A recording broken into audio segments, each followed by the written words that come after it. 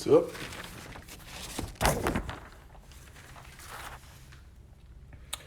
people coming on, waving, hello.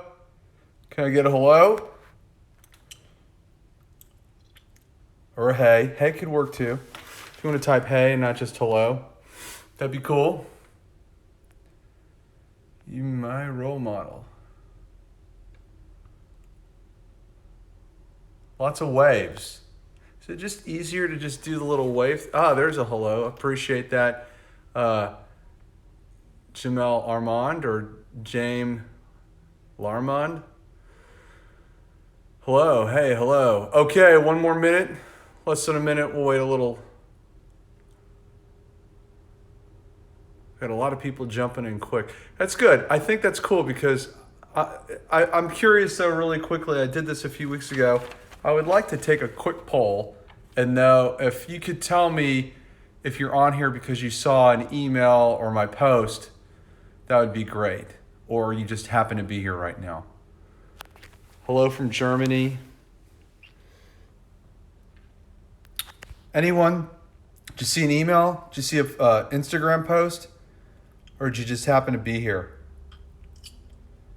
Casa Hebridos, big fan. Thank you. Anyone?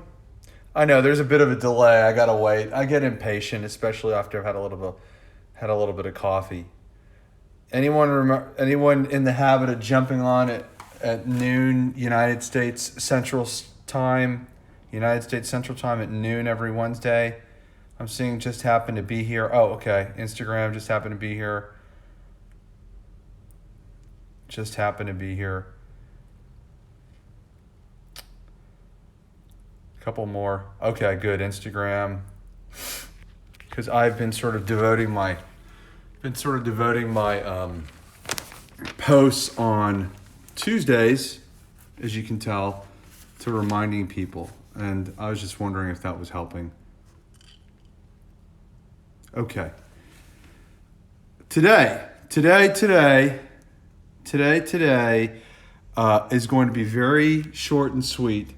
Or the plan is for it to be a little shorter than normal. And then we'll see how it goes because sometimes these questions get me cooking. But okay, really quickly, a couple of housekeeping things. I wanted to let everyone know that a lot of these Instagram posts that seem to be going pretty well, I have moved them to a new page on my website called Live from the Studio. So if you want to go back and look at some of these, go over to howardsherman.com, www.howardsherman.com, and now you can click on a new button called Live from the Studio. I moved them. The press page was getting too crowded, and it just seemed like it was a good idea to move them over to their own page. And I've been getting some requests from people who want to read the last week's artist statement again, and I just pointed them to the video on the page. You can just listen to it again. I haven't put up the actual text. So anyway, the bigger point there isn't to just like one woman emailed me about wanting to dissect it or something. I don't miss the point. The point, by the way, of that is not to dissect what I said. And I spent a whole year writing that ridiculous little statement. I think that's why. Well, my professor made me spend a whole year rewriting it and revising it, but I think that might be part of the reason why it still sticks. I put a lot of thought into it, and I think the essence of what I make, that's what I was doing then is still the essence of what I make now, even though the work has changed quite a bit. Because I kind of got to the point at the end of school there where I could kind of figured out what I wanted to make and who I was within my work. And of course that can change in the future. I become I become an alien from outer space and I want to make a whole different kind of artist statement. I don't know what I meant by that. Alien from outer space. What the hell was that? Anyway, you know what I mean. So anyway, Live from the Studio, watch the videos there. Some of you who've been asking about the artist statement, you can watch that clip there. The other thing too is I wanted to point out that there's some framed works on paper in the shop on the shop page. So please let your friends and family and art collectors know about that. There are, I think, 4 of them, and they're a little bit. You'll notice in the price, by not much, but the price is incrementally a little bit higher because they are framed and they will ship framed, matted and framed. And if I remember, I'll do a post about that too. But if you go to the shop page at howardsherman.com, you'll find those there. Okay, that's it. Trying to keep it quick. What I want to talk to you about today is an idea I'm paraphrasing. Well, it's a big general art idea, but I'm paraphrasing the way I'm talking to you about it from Jerry Saltz again. So we talked a little bit about his book last week, or the week before. Anyway, what I want to talk to you about today is how you can mesh thought with material. And I've taken a few notes, and I will be reading from those notes a little bit. So maybe you want to take notes. Up to you. Maybe you'll just want to watch this again and let me know if you want to watch it again. And I might hurry to put it up on my page or not. We'll see. Okay, so meshing thought with material. Here we go. All artists are trying to paint what can't be said. All artists are trying to make sculpture, for that matter, or writing or film or any number of things. They're trying to articulate something that can't be said, that can't quite be put into words. And the important point here is that your goal would be to embed the way you think and feel into the material that you're working with. I actually think that this could be applicable to, like last week with the artist statement, I think this is sort of idea that could be applicable to anybody, even if you're not an artist of some sort. You know, if you move through the world a little bit more conscious about embedding the way you think and feel into the material that you choose to work with, it will. I see it being as nothing but a positive, right? Anyway, this will give the material that you're working with uniqueness and energy, even if the thing that you make ends up being misunderstood. I'd like to reread that and make sure it sinks in. This will give the material uniqueness and energy, even if it's misunderstood. So if you're embedding the thought, if you embed the way you think and feel into the material, it's going to come up with something special. That's essentially what I'm trying to say. The work cannot depend on explanation, okay? It needs to be, this notion needs to be ingrained in the work without anyone having to read any explanation about it or you having to talk about it.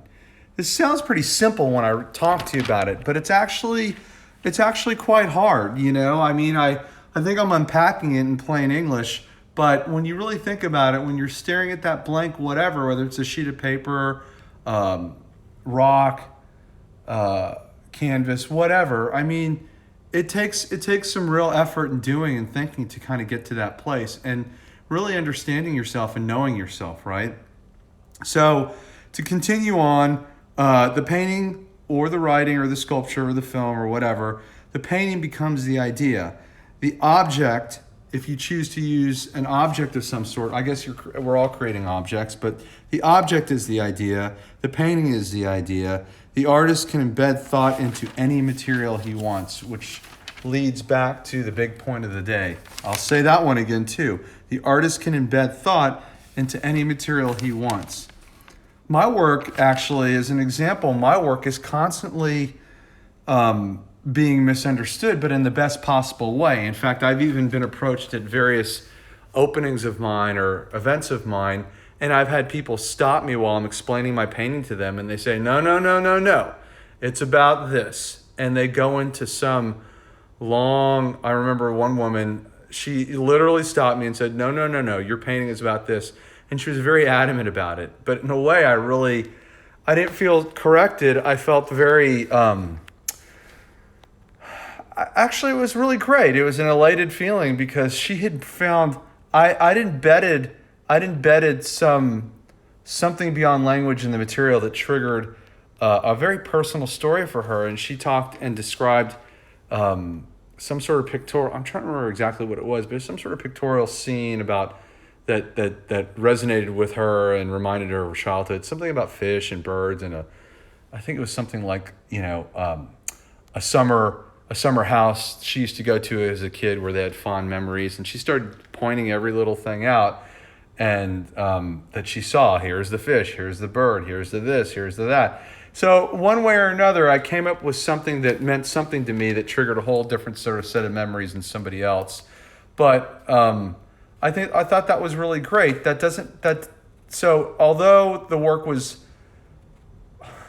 could be debated that it was misunderstood, it brought up something else in somebody else, because I had embedded some sort of psychic energy into the work, right?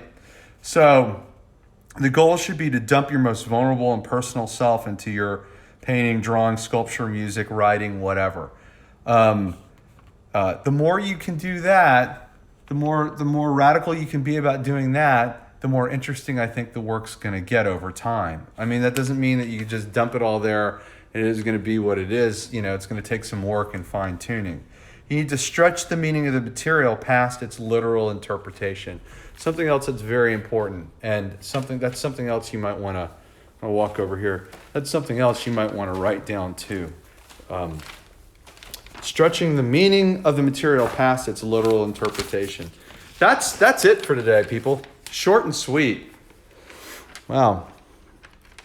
I'll take some questions. How's that? And then we're going to call it a quick day today. Did you like that? Did that help you? What do you think? Do you have questions about what I just said? Let's take some questions. Hopefully those of you I'm still getting a bunch of people joining, a lot of joiners. Hopefully you can go back. Hopefully this turned out good, and I'll put it on my site or something. You can go back and watch the beginning even though you just joined. Big Bad Baghdad. Go back and watch it later. Any questions? Any other questions, unrelated questions to embedding that don't have something to do with embedding thought with material?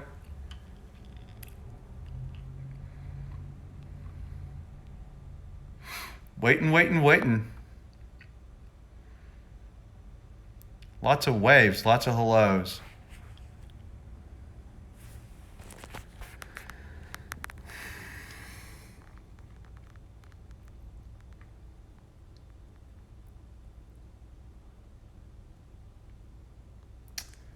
I got an interesting comment here. Level 6. The artist that conveys some type of feeling and reaction through artwork is successful. I would agree. Does anyone have any? Do any of y'all? It's funny. One little point I want to make is that I think I am one of the reasons I'm attracted to what I just read to you is because, and it's probably. It's probably not that different than a lot of the other topics that I've been discussing with you throughout the course of this pandemic, is that, sometimes these are issues that I'm grappling with myself, regardless of what it is, A couple weeks ago, we talked about subject matter versus content. That had been something that had been on my mind quite a bit. Here we're talking about embedding thought and material. And I think part of the reason that that's of interest to me is because I am constantly flirting and failing with working with completely new and unrelated materials to what I'm used to. So, yeah. Okay, here come the questions. It always takes 1 or 2 minutes. There's more stuff. I somehow managed to do that. Hold on a second.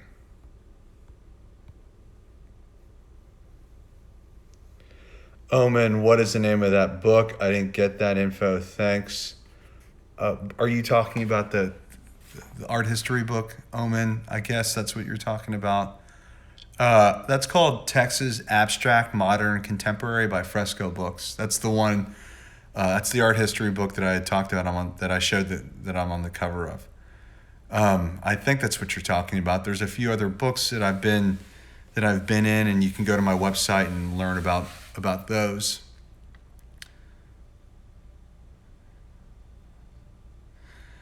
Okay, Stiff and Grego, I'm not sure I understand this, but it kind of looks cool and cerebral. Is it cool to leave a thought that changes throughout the process as the mind changes. I don't see why not. I think you just described most human beings' sketchbooks too, right? I think there's art out there, not to get too literal about this, but I think there's art out there that that actually refers to what I think you're talking about, I shouldn't say refers, depicts it.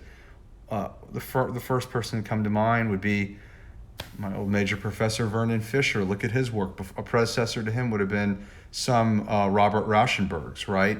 These people were literally making finished artworks that were depicting various thoughts going on in one particular person's mind at the same time and presented as multiple vignettes on the canvas, on the picture plane, the composition. I don't know if that answered your question, but it kind of sprungboard into a pretty cool idea. So you should look those guys up. Everyone knows Robert Rauschenberg. I'm not talking about all Rauschenberg. I'm talking about some of the more two-dimensional paintings, printmaking type things that he would do sometimes. Those two come to mind off the top of my head. David Sally certainly would be another painter to look at regarding that too. Hope that helped. Here come all the questions. Man, I have this, trying to keep these short, and then I get questions and I have to can't help myself. I got to whoa, I got something to say on that. Okay. Bear with me while I check some of these questions.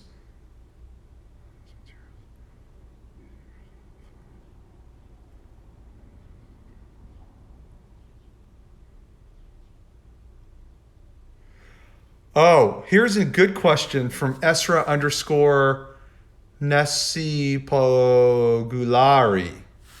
What about using personal found objects as materials when there's no access to quote unquote proper materials, when you're not able to go back to those materials?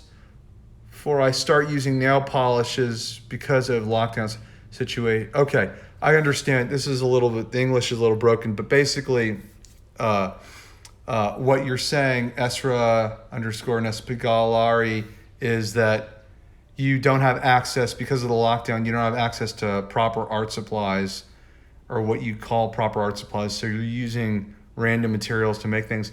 You know what? That could be a blessing in disguise.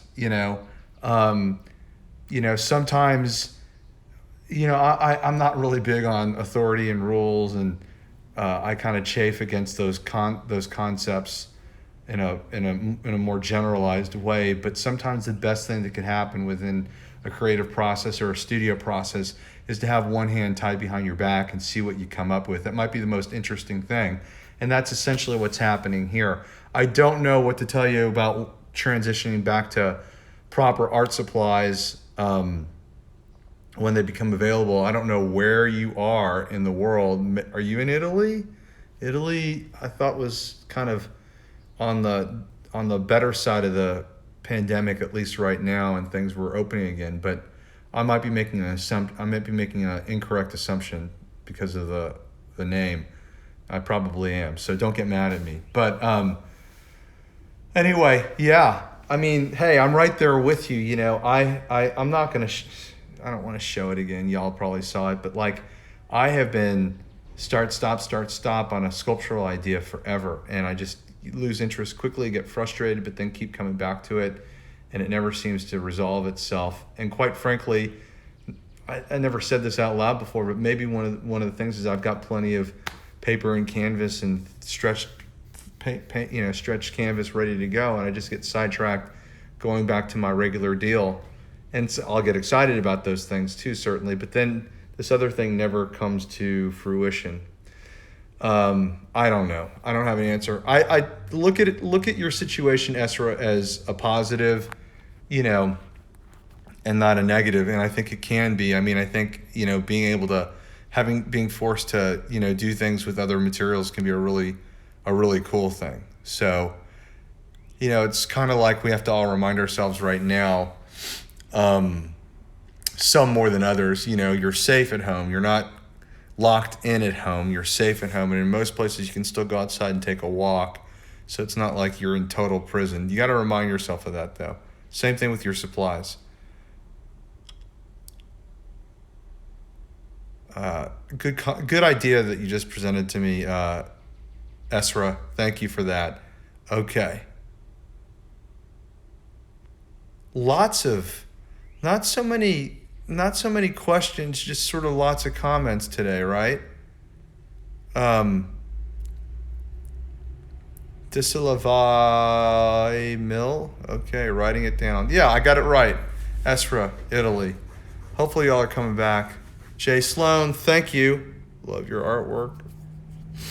Anything else?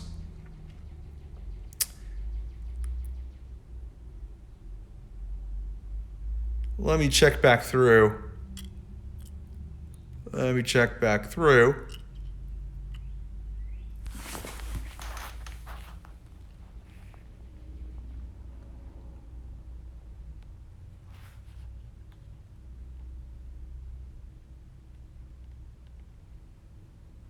Give me 1 second.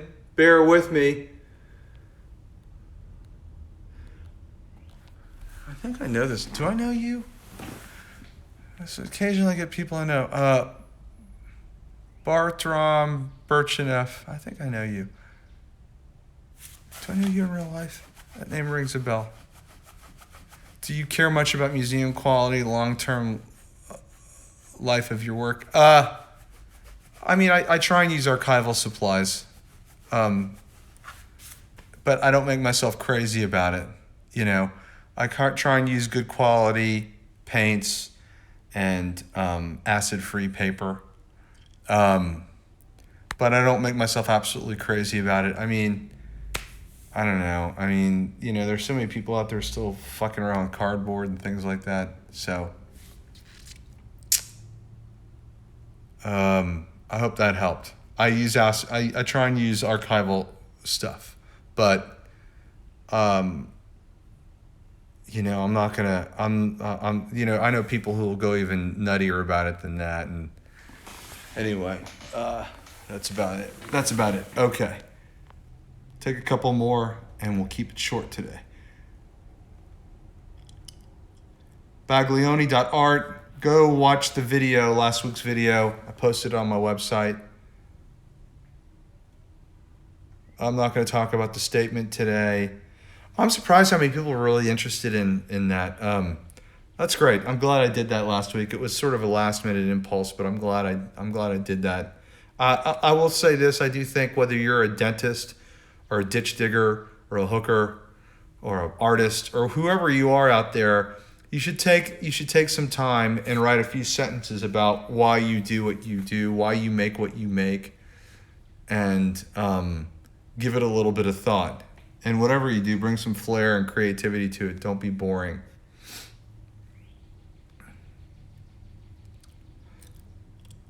Okay. Zeriq, how do you choose colors when painting a picture? As I think as little bit about that as possible. Sometimes it's a mood, and I find myself circulating towards the same set of colors repeatedly, and yeah. So it's not a tumultuous. It's usually one of the easiest decisions and sometimes subconscious decisions I make when I'm starting work or in the midst of work, you know. I've talked a lot about color choices and how they juxtapose the way things are made in my work too in previous videos, which you can go back and watch. Thank you, Zariq. Okay.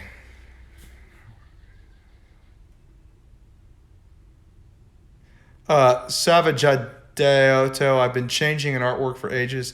How do you know when your artwork is complete or when you're satisfied? I think you just answered your own question. When you're satisfied. Yeah, you just answered your own question. Don't worry about your artwork being complete. Worry about your artwork being resolved. There's a lot of people on here who, no offense, but y'all, you know, need to figure out how to resolve your work and stop thinking about it in terms of these romantic ridiculous notions. Resolution. Things need to be resolved formally, emotionally, conceptually. You know?